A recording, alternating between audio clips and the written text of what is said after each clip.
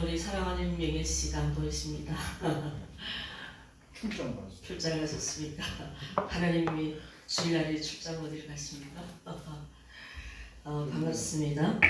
오늘부터 우리는 느헤미야서에 들어가게 됩니다.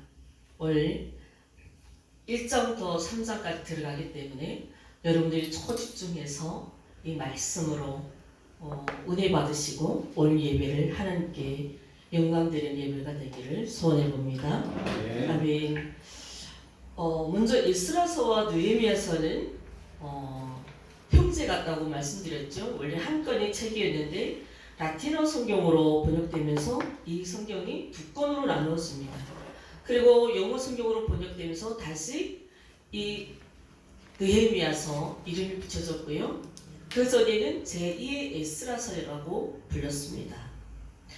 그래서 오늘 들어가게 될 우리가 이 본문 느헤미야서는 크게 두 부분으로 나눴습니다. 에스라서도 두 부분으로 나눠졌죠. 1장부터 6장까지 그리고 7장부터 10장까지. 오늘 느헤미야서는 몇 장까지 있을까요? 13장까지 있죠. 이 13장까지 우리가 두 부분으로 어떻게 나눴으면 좋을까요? 1장부터 7장까지입니다. 1장부터 7장까지는 느헤미야 주도하에 복원된 성벽 공사입니다. 그리고 8장부터 13장까지는 이때부터는 또 에스라가 등장해요. 에스라 학사의 언약갱신과 부흥운동이 일어납니다. 이렇게 에스라의 주제는 성전 건축이었다면 느헤미야의 주제는 무엇이라고 생각됩니까? 제가 이제 분명히 말씀드릴 텐데 성벽 공사 아닙니까? 네. 자, 1장부터 7장까지는 느헤미야의 그 주도하에 복원된 성벽 공사 이야기라고 했지 않습니까? 그리고 8장부터 13장까지는 에스라에 의해서 백성들의 부흥운동이라고 했어요. 그러면 이 느헤미야 본서의 가장 중요한 주제는 성벽 공사죠. 에스라서는요, 성전 건축, 성전 재건이죠. 헷갈리지 마시고요. 성전하고 성벽이 다릅니다. 그래서 느헤미야서는 가장 중요한 핵심이 뭐라고요?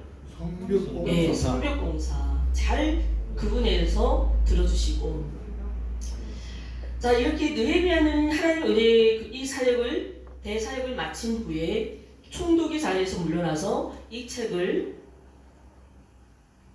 알려진 줄 믿습니다. 그리고 저작연대에는 BC 420년경에 수정됐다고 합니다. 오늘 우리가 읽은 본문 1장은 고향 예루살렘의 소식을 듣게 된 주인공 누굽니까? 느헤미야. 이 소식을 듣게 된 느헤미야의 기도입니다. 이 장은 다시 그러면 어떻게 될까요? 소식을 들었으니 어디로 가야 되겠어요? 고향으로 돌아와야죠. 예루살렘으로 기화하라는 내용이고요. 3장에서는 돌아왔으니 해야 되겠죠. 맡은 사명 무엇입니까? 성벽공사. 이 성벽공사가 3장부터 쭉 7장까지 이어지겠습니다. 그래서 오늘 7장까지는 다 가기 어렵고 1장부터 3장까지 나가보도록 하겠습니다. 잘 따라오십시오. 우리 먼저 오늘 1장 1절 읽었습니다. 하가라의 아들 누구의 말이라고요? 느헤미야의 말. 느헤미야 이름의 뜻은 하나님의 위로라는 뜻이고요. 그는 하가라의 아들로서 이 바사와 아다삭스다의 그 수상궁에서 수를 따르는 일을 맡은 간원으로서 영향력 있는 그 지혜에 있는 사람이었습니다. 이 느헤미야의 성장 배경과 그의 가문에 대해서는 특별히 소개하는 것이 없습니다. 단 그가 하가라의 아들이라는 것과 그 형제 누구요? 하가라의 아들과 하나니죠. 예. 느헤미야 누구라고요? 하나니는 동생이죠. 예. 누가 형님입니까? 느헤미야가 형이고 하나니가 동생입니다. 자, 오늘 우리가 아는 사실이 이게 답니다. 그리고 1절 하반절에 뭐라고 합니까? 아다삭스다 제 몇 년이요? 20년. 기스르월에 내가 수상궁에 있더니. 우리 지난번 에스라에서도 설명했습니다. 아다삭스다 왕은 에스더를 왕비로 삼았던 아하수의 아들이라고 했어요. 자, 이 아닥사스가 왕이 오른 지 지금 몇 년이요? 10년이 됐다는 것입니다. 이 연대는 BC 345년 기스르월이면 지금 우리 달력으로 말하면 11월 12월 겨울철입니다. 이 겨울의 수상궁에 아닥사스 왕의 누가 있었다고요? 느헤미야가 왕의 술간원으로 일을 했다고 소개하죠. 술간원은 어떤 일을 하는 사람입니까? 왕의 음식과 왕의 술이 독이 탔는지 그것을 먼저 시음함으로, 그렇죠? 그리고 왕의 심씨를 돌보는 일을 하는 사람입니다. 직분상 왕과 가장 가까운 관계이고 왕의 모든 행적, 모든 영향력을 시사했던 사람이죠. 요즘 우리가 군대로 말하는 군사령관이죠. 그렇죠? 총사령관처럼 영향력을 발휘하는 그 위대한 직책을 누가 했다고요? 느헤미야가요. 우리가 이 점을 바라봤을 때 느헤미야가 누렸던 직책은 어마어마했습니다. 그가 그렇게 지내던 겨울에 수상궁에 있을 때 2절 말씀에서 엄청난 비보를 듣습니다. 우리 2절 함께 읽어볼까요? 시작. 내 형제들 가운데 하나님 사람과 함께 유다의 그 사로잡힘을 멸하고 남아있는 유다와 예루살렘을 부른즉 여러분 2절 말씀 읽었을 때 하나님은 형에게 뭐라고 말합니까? 이해되셨습니까? 제가 봤을 때는 2절하고 3절, 4절 내용에는 느헤미야에서는 단순하게 나와 있지만 이 일로서는 그 위대한 직책을 버리기까지 고향으로 돌아온 느헤미야를 우리는 이해할 수가 없어서 그가 이 비보에 절망할 수밖에 없고 비통할 수밖에 없는 이 역사를 다시 한번 우리가 좀 살펴봤으면 좋겠습니다. 우리 지난주에 뭐까지 끝났어요? 에스라서죠. 자, 에스라서는 어떤 역사서라고 했습니까? 성전 건축. 그렇죠. 성전 건축인데 언제 씌워졌습니까? 이 유다 백성들이 멸망해서 바벨론으로 끌려가서 돌아온 후라고 했죠. 맞죠? 그래서 열왕기하 마지막 36장이 어떻게 끝납니까? 자, 그러면 우리가 이렇게 볼까요? 유다는 왜 멸망했습니까? 이유는 무엇이었습니까? 우상숭배. 우상숭배 때문에. 맞습니다. 정확히 보았습니다. 더 정확히는 우리가 좀 살펴볼게요. 이 바벨론이 누구에 의해서 멸망했습니까? 바벨론. 바사에. 그러면 이 바벨론은 남유다는 어디에 멸망됐습니까? 바벨론. 바벨론이 멸망됐죠. 북이스라엘은 아수르에 의해 멸망됐고. 자, 이렇게 BC 586년에 남유다가 멸망한 그 이유를 역대하 36장 14절. 이 역대한 몇 장까지 있었습니까? 36장까지. 이 마지막 14절에서 하나님이 이렇게 말씀하고 남유다를 바벨론 손에 넘겨줄 때 분명히 이 말씀하는데 우리가 다시 한번 좀 기억을 떠올렸으면 좋겠습니다. 그래야 우리가 이 에스라서에서 느헤미야를 들어간 이게 같은 형제라고 했잖아요. 같은 제1 에스라, 이 에스라잖아요. 그렇죠? 근데 여기는 이름을 느헤미야를 붙였을 뿐이지 제1, 2 에스라이기 때문에 요 역대하 말씀을 우리가 좀 더 이해해야 에스라서하고 느헤미야서가 우리가 정확하게 이해됩니다. 자, 하나님께서 역대하 36장 14절에 이렇게 말씀하십니다. 남유다에게 제사장들과 백성들이 크게 범죄하여 하나님이 분명히 그들의 죄가 뭔지를 알려줍니다. 제사장들과 백성들이 하나님 앞에 크게 범죄하였다고 말씀합니다. 그 범죄는 가증한 일, 우상이죠. 그리고 예루살렘에 세워준 하나님의 솔로몬을 통해 세워준 그 성전을 더럽혔다고 합니다. 또 그 백성들이 거기서 하나님께서는 그런 우상에 있는 백성들을 구원하기 위해서 하나님의 선지자를 보내셨습니다. 그런데 이 백성들이 선지자를 어떻게 했답니까? 내 사자들을 비웃었고 그 선지자들을 욕하고 그래서 하나님의 진노가 백성에게서 이제는 전혀 만회할 수 없는 그 진노를 받게 됐다는 것입니다. 그 다음에 하나님이 이렇게 말씀하십니다. 하나님이 갈대아 왕의 손에 그들을 붙이심에 그 성전에서 칼로 총녀를 죽이며 여호와의 전이 보물과 왕과 방백들의 보물을 다 바벨론으로 가져가고 또 하나님의 손을 불사르고 예루살렘을 헐며 그 모든 궁을 불사르고 모든 기명과 해파하고 그 칼에서 벗어난 자들은 바벨론으로 사로잡고 가. 이게 하나님의 말씀이에요. 실제 하나님의 말씀대로 됐습니까? 안 됐습니까? 됐어요. 왜? 유다가 범죄했기 때문에. 이 유다에게 만회할 기회를 수도 없이 줬음에도 이 기회를 잡지 못한 것은 그 유다 백성들이었습니다. 왜? 하나님이 가장 진노했던 것이 무엇입니까? 하나님이 사자들을 비웃었다는 거예요. 말씀을 멸시했다는 것입니다. 선지자를 욕까지 했대요. 이 진노로 예루살렘은 폐허가 되고 저 바벨론은 70년 동안 노예가 되어버렸습니다. 그리고 하나님께서는 저 바벨론에 있는 이 백성들을 그냥 방치할 수가 없었다고 했죠. 왜요? 하나님의 이름과 명예가 걸린 문제라고 해요. 그래서 하나님께서 예레미야를 통해서 29장 10절을 예레미야에게 이렇게 말씀합니다. 나 여호와가 이같이 말하노라. 바벨론에서 70년이 차면 내가 너희를 권고하고 나의 선한 말을 너희에게 실행하여 너희를 이곳으로 돌아오게 하리라. 이곳이 어디입니까? 고향 예루살렘으로 돌아오게 하겠다는 것입니다. 하나님은 예레미야를 통해서 분명히 예언하였습니다. 여러분 바벨론의 마지막 왕이 누구였습니까? 힌트 다니엘이에요. 지난번에 말씀드렸잖아요. 다니엘서 바벨론 마지막 왕이 벨사살. 네, 이 벨사살에 의해서 이 마지막 바벨론이 누부갓네살은 3차 4차를 쳤고 다 정복하고 이후에 마지막 왕 바벨론이 멸망하기 전 마지막 왕이 벨사살이에요. 누부갓네살의 손주될 거야 아마 벨사살은.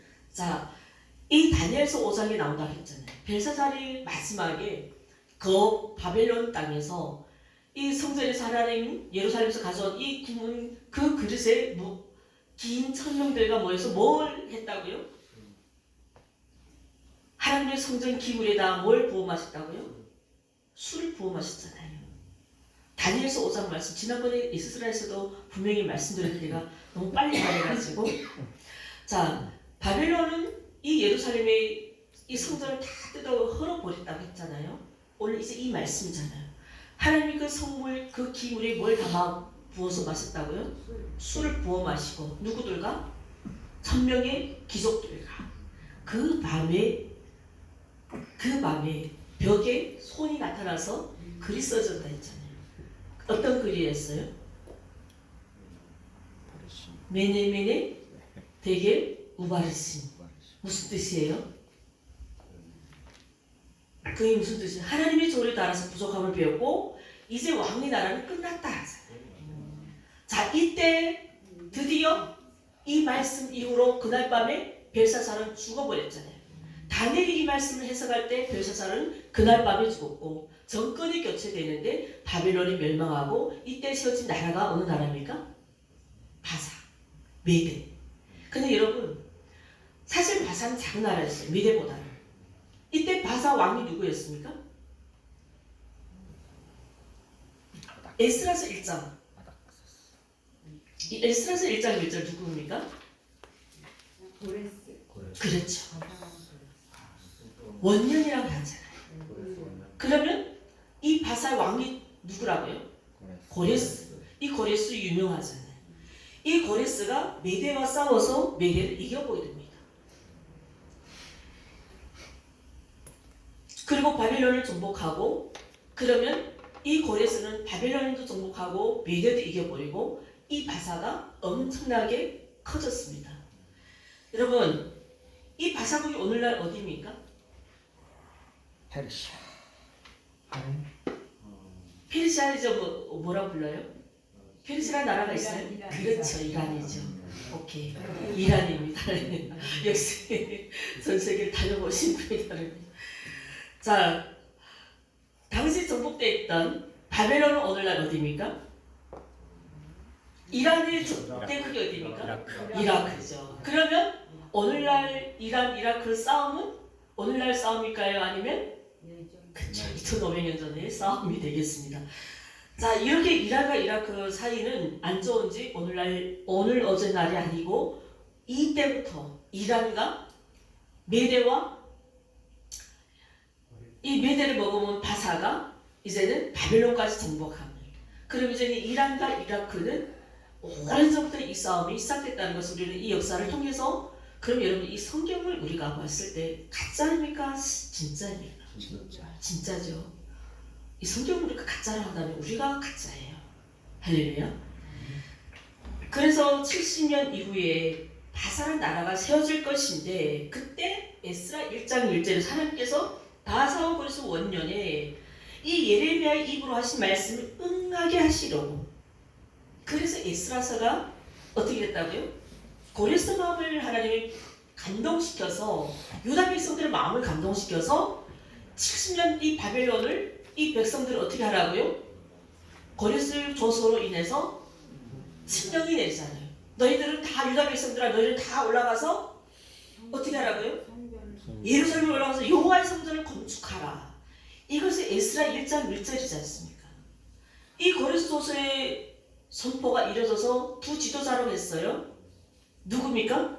유다의 총독? 이때는 수르바벨이랬죠.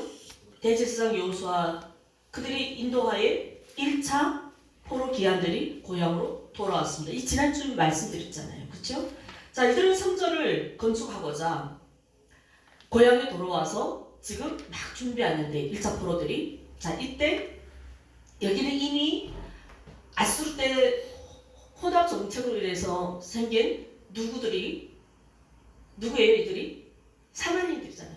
이 사마리인들이 자기들도 너희들이 믿는 이 유다 백성들에게 너희들이 믿는 하나님 같이 믿겠다. 그러니까 너희들이 이 성전을 건축하면 우리도 합류해달라. 수르바벨이 이것을 거절합니다. 그래서 이 성전 건축이 어떻게 해요? 중단되어 버리잖아요. 자, 이 성전 건축이 중단된 이후에 고향으로 돌아온 이 유다 백성들이 먹고 살려고 농사를 지는데 농사가 안 됩니다. 뭐 해도 안 돼요. 그때 선지자가 있었죠. 누구입니까? 우리 에스라서를 총 4번 들었는데 이때 선지자가 있었죠. 이스라엘에서 두 선지자 학개 선지자. 학개 선지자가 유다 백성들에게 이유를 말씀해 주잖아요. 너희들이 이 고난을 겪는 것은 하나님 일에 게을리했기 때문에 하나님께로 받은 징계라고 말씀합니다. 그 말씀이 학개서 1장 10절 11절 말씀 제가 읽어드릴게요. 너희가 많이 뿌릴지라도 수확이 적으며 먹을지라도 배부르지 못하며 마실지라도 흡족하지 못하며 입어도 따뜻하지 못하며 일뿌리 삭을 받아도 그것을 구멍 뚫어진 전대에 넣음이 되느니라. 학개서 1장 5절 6절 말씀 그리고 또 10절 11절 말씀 그러므로 너희로 말미암아 하늘은 이슬을 그쳤고 그 땅은 산물을 그쳤으며 내가 이 땅과 산과 곡물과 새 포도주와 기름과 땅의 모든 소산과 사람과 가축과 손으로 수고하는 모든 일에 내가 뭐 했다고요? 한죄를 두었다. 한죄라는 게 뭡니까? 뭐 해도 우리가 흔히 잘 된 일을 뭘 잘 뿌려요? 죄를 잘 뿌리죠. 누가요? 누가 죄를 잘 뿌리잖아요. 자, 하나님은 너희들이 무엇을 해도 먹고 마실 수 없으며 무엇을 입어도 따뜻하지 않는다. 그 이유가 뭐라고요? 하나님의 성전의 건축이 중단된 이유를 너희들은 하나님 일에 게을리하기 때문에 너희들은 무엇을 먹어도 무엇을 마셔도 따뜻하지 않는다. 저 북한의 김정은이 백성들이 굶어 죽어도 핵을 포기하지 않는 지금 그 시대랑 똑같지 않습니까? 그러한 백성들에게 학개서 선지자는 그들에게 이렇게 격려합니다. 너희는 산에 올라가서 나무를 가져다가 성전을 건축하라. 그러면 내가 그것으로 말미암아 기뻐하고 또 영광을 얻으리라. 나 여호와가 말씀하니라. 할렐루야. 하나님께서 학개 선지자를 통해서 이스라엘 백성들에게 뭐 지라고요? 네. 중단된 성전 건축을 다시 하라는 겁니다. 이번에는 스가랴 선지자가 수르바벨을 향해서 격려하죠. 자, 수르바벨은 에스라에서 엄청난 영향력 있는 사람입니다. 이 성전 건축에 가장 앞장섰던 사람이죠. 만군의 여호와께서 말씀하시되 이는 힘으로 되지 아니면 능력으로 되지 아니하고 오직 나의 영으로 되니라. 큰사라 내가 무엇이냐? 내가 수르바벨 앞에서 평지가 되리라. 그가 브리또를 내놓을 때에 우리가 외치기를 은총이 그에게 있을지어다. 아멘. 자, 힘을 얻고 격려로 다시 이 다리오 왕에게 찾아갑니다. 자, 이때 무슨 사건이 있었습니까? 저기 유브라데스 서쪽을 감독했던 그 총독 누구예요? 닥드네와 스달보스네가 다리오 왕에게 뭐 올린다고요? 탄원서를 올렸죠. 그런데 이 다리오 왕의 창고를 찾아보니까 그때 당시 고레스가 이 유다를 위해서 선포했던 그 조서를 찾아냅니다. 그리고 다리오 왕은 재조서를 내리죠. 자, 이제부터 이 성전 건축에 방해하는 자는 누구든지 그 집의 들보를 빼어내고 그를 그에 매달아 그 집은 거름더미가 되게 할 것이라. 이게 에스라 6장 11절 말씀이잖아요. 이 조서가 내려서 수르바벨이 다시 2차로 되죠. 건축이 잠시 중단됐으면 다시 2차 건축으로 들어갑니다. 자, 이때 다리오 왕이 다시 조서를 내린 10년 후 516년에 성전을 비로소 완공이 되죠. 이때 다리오 왕의 아들이 누구라고 했습니까? 아하수에로. 이 아하수에로 아들이 누구라고요? 아닥사스다 왕. 지금은 이 아닥사스다 왕이 왕이 오른 지 7년밖에 안 됐습니다. 이때 에스라와 유다 백성들이 고향으로 돌아올 때 몇 차례였습니까? 2차 기한이었지 않습니까? 지난 시간에 에스라 2차 7장부터 나왔지 않습니까? 당시 에스라가 고향에 와보니 어떤 상황이었습니까? 이 고향에 돌아오니 유다 백성들이 이방인과 결혼을 해서 하나님 앞에 또 죄를 짓는 모습을 봅니다. 우리 유다가 어떻게 돼서 망했는데, 이 유다가 어떻게 돼서 멸망됐는데 너희들 아직도 정신을 못 차리고 또 이방인들과 혼인하고, 그래서 다 이방인 척결을 한 데까지 에스라가 끝났잖아요. 이해되죠? 맞습니까? 그리고 여러분, 에스라 4장 내용은 제가 지난번에 우리가 4장 내용은 안 드렸습니다. 왜냐하면 이 에스라 4장이 오늘 본문과 연결됩니다. 그래서 복합적으로 얘기하면 여러분들이 헷갈릴 것 같아서 이 에스라서하고 느헤미야서는 분명히 말씀드립니다. 같은 형제라고 했기 때문에 여러분들이 잘 이해되게끔. 자, 이 4장 내용이 어떤 내용이냐면 이 사마리아인들 있잖아요. 이 사마리아인들이 다리오 왕 때 기가 눌려 살다가 그 아들 아하수에로 왕 때도 기가 눌려 자기 활력을 펴지 못하다가 그 아들 누구요? 아닥사스 왕 때 와서 뭐라고 고발하냐면, 왕이요, 이 유다 백성들이 만약에 이 성벽을 건축을 하면 우리 바사를 반역한다. 근데 이 바사의 과거 역사를 살펴보니까 어쩌면 바사는 나라를 정복했기 때문에 적대국이 많을 거란 말이에요. 호시탐탐 바사를 엿보는 적국이 많기 때문에 이 고발을 듣는 아닥사스다는 그때 당시 왕으로 총리로 올라왔기 때문에 염려됩니다. 정말 이 고발자로 인해서 이 사마리아인들이 우리 바사를 치지 않을까. 그리고 이 사마리아 방백들이 누구냐면 루훈과 심세예요. 이게 에스라서 4장 21절 내용입니다. 좀. 그때 아닥사스가 이런 명령을 내리죠. 성을 건축하지 못하게 하고 다시 내가 조서를 내줄 때까지 기다리라고 해요. 그래서 이 성전이 건축이 중단된 것입니다. 그리고 이 아닥사스다의 조서를 손에 들고 루훈과 심세는 예루살렘으로 막 올라가서 이제 막 시작된 성전 건축을 중단시키고 성벽을 허물고 성문을 불태우고, 그동안 자기들이 기가 눌렸던, 정말 쌓여 있었던 이 사마리아인들은 유대인들에게 대접받았을까요? 어쩌면 어떻게 됐을까요? 저 북한 백성들이 김정일에게 대접을 받습니까? 아니면 뭐 받습니까? 핍박을 받잖아요. 사마리아인들은 혼혈족들이기 때문에 유대인들에게는 별로 선호되지 않는 인물들이잖아요. 그러니까 그렇게 기가 눌리고 핍박받았던 그 수치를 어디다 행필한다고요?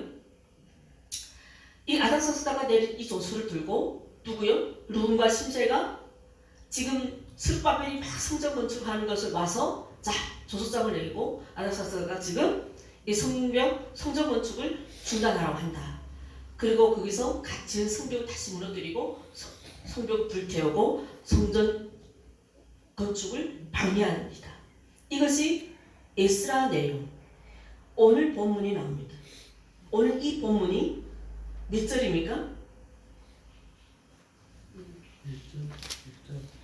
그렇죠.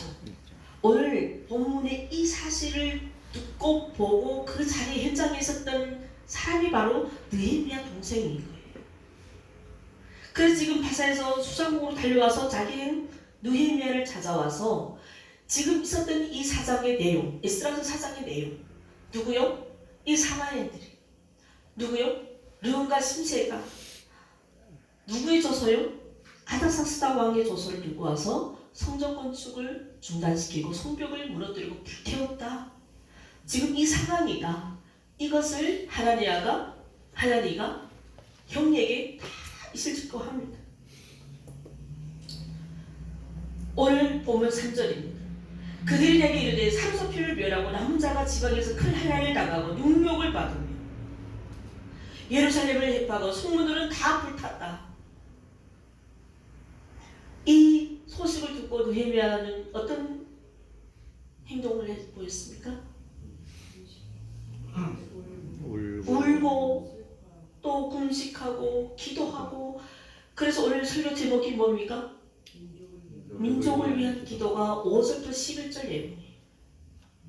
우리 11절 말씀 다 함께 읽어볼까요? 시작. 주여 구하오니 길을 기울이사 종의 기도와 주의 이름을 경외하기를 기뻐하는 종들의 기도를 들으시고 오늘 종이 형통하여 이 사람들 앞에서 은혜를 입게 하옵소서 하였나니 그때 내가 왕의 술관원이 되었느니라. 그때 내가 뭐 됐다고요? 술관. 느헤미야는 오늘날 시대 이 민족의 고통, 이 민족이 무너진 이 민족의 슬픔을, 그리고 자신이 이 상황 앞에서 하나님 앞에 기도하고 자신이 그 직위에서 제2인자잖아요. 이 아닥사스다 왕의 제2인자였음에도 불구하고 그는 자기의 권리를 앞세우지 않고 모든 이 행보를 결정하기 전에 울면서 하나님께 기도했다는 것입니다. 그리고 느헤미야는 고향에 돌아와서 무너진 성벽을 재건합니다. 이것이 느헤미야에서 1장부터 7장까지 기록입니다. 특히 재건은요 2장 3장에서 주는 중요한 메시지입니다. 우리 2장 1절 볼까요? 느헤미야는 기스르엘부터 기도를 합니다. 아까 기스르엘 언제라고요? 우리 달렸고 11월 12월이죠. 자, 이때 기도를 시작하여 언제까지 했답니까? 니산월까지. 니산월은 3월 4월이에요. 그러면 몇 달 동안입니까? 넉 달이죠. 그러면 여러분 우리 구면 철야 기도 때마다 그 하루를 기도하고 다음날에 응답을 받아야 됩니까? 네, 하나님은 진이가 아니에요. 진이라는 게 알죠? 요술내는 진이 따라랑 하면 나타나는 그런 분이 아니세요. 우리가 최소한 기도를 몇 달 해야 된다고요? 그렇죠. 4개월. 이 느헤미야처럼 울며 금식하며 이 기도를 몇 달 해야 된다고요? 최소한 4개월이요. 한 번, 두 번 기도했다고 그것이 응답받겠다고 우리 너무 비양심적이겠죠. 마음의 소원을 품고 간절히 기도했습니다. 이 민족을 위해서. 그리고 왕이 드디어 4개월 만에 내가 네게 무엇을 주기를 원하느냐. 중요한 것은 이 성전 제거를 중단시킨 사람 왕이 누구였어요? 아닥사스다 왕이었잖아요. 이 아닥사스다 왕이었음에도 불구하고 지금 이제 와서는 느헤미야에게 고향에 돌아가서 성벽을 건축하라 명령을 내립니다. 명령을 내릴 뿐 아니라 이 느헤미야를 유다 총독으로 세워요. 군장과 마병을 보내서 호위를 시켜서 아예 고향으로 입성하게 합니다. 8절 내용 2장 8절 이것이 BC 444년에 느헤미야가 유다 백성들을 이끌고 예루살렘으로 귀환한 3차 포로 귀환이에요. 1차는 몇만 명이 돌아왔습니까? 5만 명. 2차는 에스라 주도하에 1만 명이 채 안 되고요. 3차는 누구라고요? 느헤미야라고 했었어요. 총독으로 아닥사스다 왕이 뭐예요?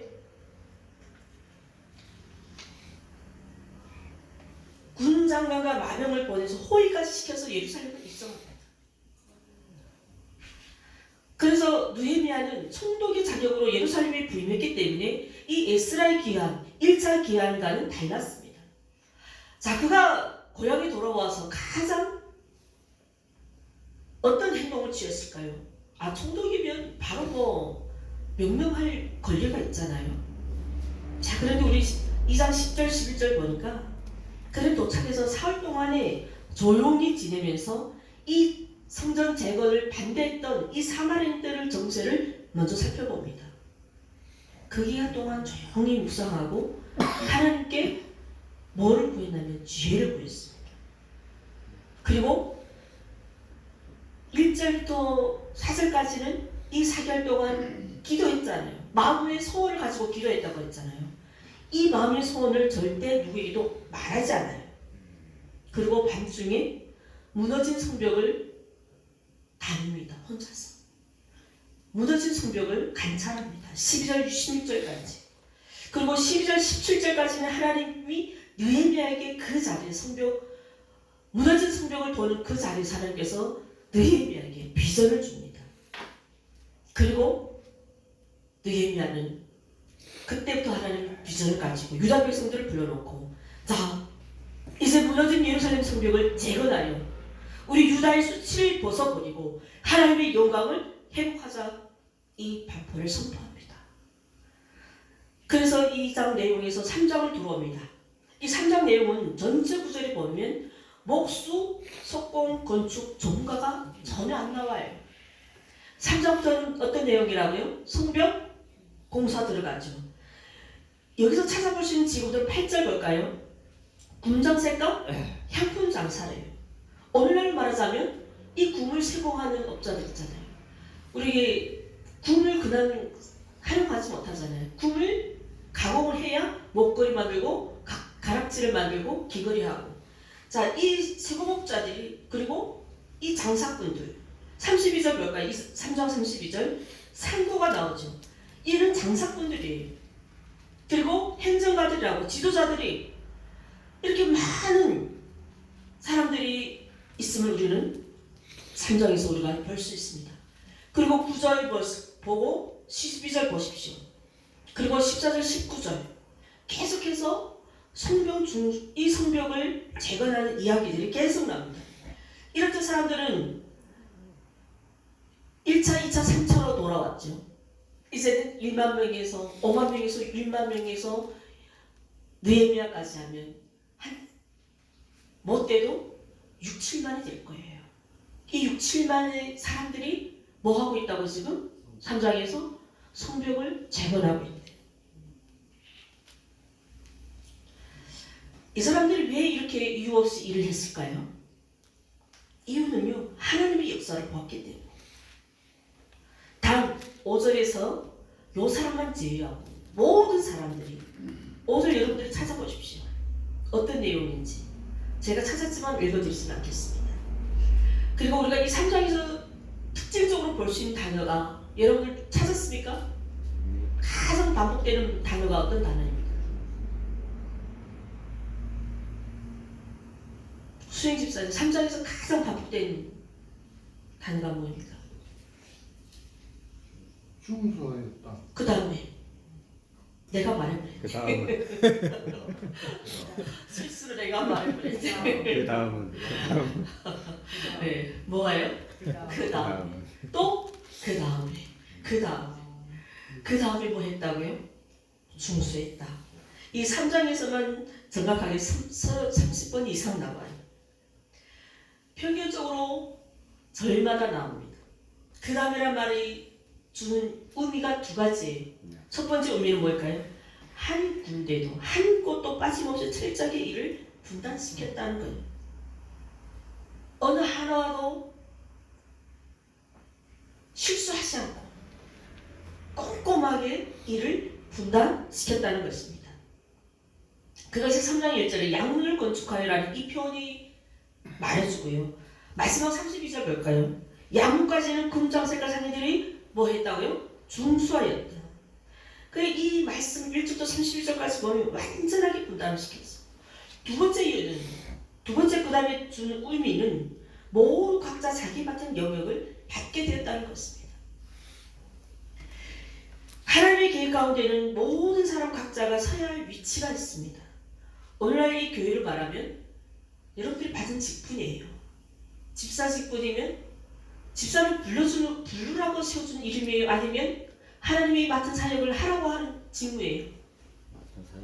예, 그렇죠. 그 직분은 그다음 교회 와서 우리가 그 직분을 잘 감당하지 못하면 그냥 이름 불러도 돼요. 그러나 내가 집사로 직분을 부름을 받고 싶다면 그 집사의 직분을 잘 수행해야 됩니다. 밖에서는 여러분 집사라 부르지 않잖아요. 그렇죠? 교회에서는 뭐라고 부르는가 우리는? 그렇죠. 호칭을 집사라 부릅니다. 왜? 우리는 하나님 우리에게 주신 직분이 있기 때문에. 느헤미야는 이것을 철저히 깨닫고 정말 이 일에 권리 주장을 안 했어요. 누구나 제외하지 않고 모두가 이 일에 동참하게. 그래서 그 다음에 10절 말씀 하루밤의 아들 여다의 아들은 자기 집과 마주대한 곳을 중수하였고 또 23절, 28절, 19절 공통적으로 나온 단어가 뭡니까? 그 다음은 베냐민과 합습이 자기 집 맞은편 중수하였고 뭐라고요? 자기 집 맞은편 중수하였답니다. 23절 보고 그 다음은 아나니아의 손자 마아세야의 아들 아샤랴가 자기 집에서 가까운 부분을 중수하였고 그 다음에 다시 반복되는 문장이 자기 집과 마주한 것이래요. 어쩌면 느헤미야는 성벽을 돌아보았다고 했잖아요. 무너진 성벽을 돌아보는 중에 하나님께 지혜를 구했어요. 그러면 이런 것입니다. 이 성벽 공사할 때 저 끝에 사람 가져다 저 끝에 일을 시키지 않았고 또 저 끝에 사람을 데리다가 저쪽 일을 시키지 않았다는 것입니다. 어떻게 일을 시켰다고요? 자기 집에 있는 사람은 이 성벽 둘레에 집이 있잖아요. 그렇죠? 자기 집 앞에 있는 사람이라서 자기 앞에 성벽 공사를 하겠다는 거예요. 그들을 힘을 빼지 않고 그들이 일을 하고 바로 들어와서도 집에서는 가정은 가정대로 충성할 수 있게끔. 할렐루야.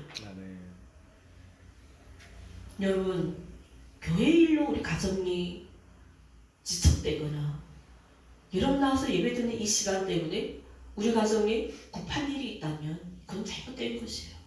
오늘 느헤미야를 통해서 우리는 어떠한 상황에서도 이 성전 공사 이것에 이들은 다 마음을 합하고 자기가 각자 맡은 일에 최선을 다했다는 것입니다. 백성들의 힘을 전락할 수 있도록. 그리고 이 3장을 우리가 더 자세히 보게 되면 이 성벽 재건하는 데 모든 족속과 지방과 직업이 어울려서 전체로 합산해 보니까 45개 집단에 요즘 시대를 말하면 정말 각 기관층들 군대 국회 모두 각 계층들이 다 이 성벽 재건에 참여했다는 것입니다. 무슨 의미를 줄까요? 여러분, 말이 있잖아요. 요즘 시대 우리 말이 없지만 예전에는 모든 일들을 사람이 다 했으니까 누가 다 했어요? 가급적이면 땅 논가리도 누가 다 했어요? 소가 했어요. 그리고 집을 날아다니는 것도 말이 했어요. 근데 요즘은 뭐가 다 해요? 자동차. 기계가 다 하죠. 근데 당시 말 시대에 말이요. 여러분 진작갈 수는 있을까요? 말이 한 번 끄는 양이 몇 톤일까요? 2.5마력? 1마리. 몇 톤? 1마력. 1마력이면 몇 톤에 한 톤? 양이 1톤의 중량을 가지고 1m 힘쓰기만은 가는 게 말이 뭐 힘의 능력이 아닐까? 말만. 보통적으로 말이 몇 톤까지 꿀 수 있다고 생각돼요? 1000kg. 다 불러보세요. 다 정답이 없어요. 정답 없지. 왜 정답이 없습니까? 있습니다. 2톤이라고 해요. 말이 힘이 세죠? 말이 2톤까지 꿀 수 있다고 합니다. 2마리면 몇 톤이에요? 그 나무 박힌지, 꼬무 박힌지. 네? 다야가 어떤 다야가. 2마리면 몇 톤이에요? 4톤이에요? 5톤 아닌가? 5톤인가? 우리 이화 집사님, 제이스 집사님 물리학자니까 말이 한 마리에 2톤을 끈다고 계산하면 2마리는 몇 톤 꿀 수 있을까요? 5톤? 5톤 아니야? 5톤이죠. 5톤?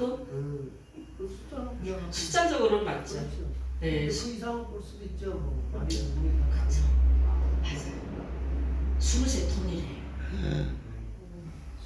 정상으로 보면 우리는 5톤까지 꿀 수 있다 이렇게 생각되지만 이 2마리가 끄는 톤이 몇 톤이라고요? 23톤. 예, 이거는 내 말이 아니에요. 과학적으로 준비된 자료입니다. 이 무슨 말씀이냐면 말이 한 마리는 도대 2톤밖에 못 끌어요. 근데 이 2마리니까 몇 톤까지요? 23톤. 엄청나죠.